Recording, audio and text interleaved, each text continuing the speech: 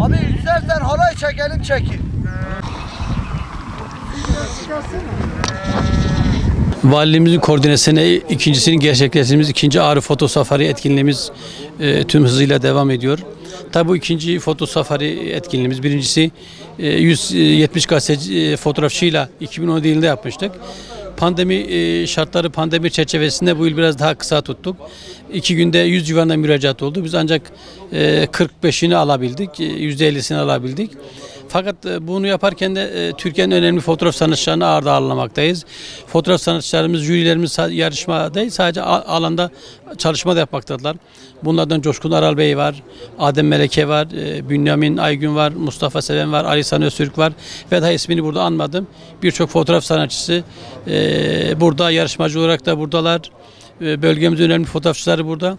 İlimizin tanıtımı noktasında bir katkı olacağına inandığımız bu etkinliğimizin hayırlara vesile olmasını diliyorum.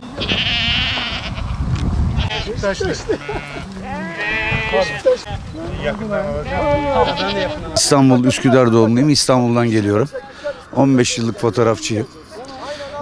İlinizi tanıtmak için valinin daveti üzerine buraya gelmiş bulunuyoruz. Ağrı muhteşem bir zenginlik. Daha evvel gelmiştim zaten buraya. 3-5 kere İshakpaşa Sarayı'na ama bu kadar detaylı dolaşmamıştım. Ama iliniz gerçekten muhteşem. İnsanlarınız çok iyi.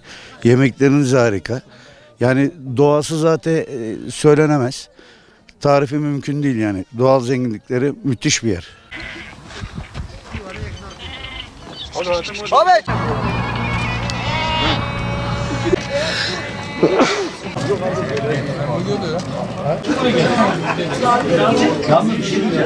Ağrı'nın doğal güzelliklerini, tarihi güzelliklerini çekip herkesin görmesini istiyoruz.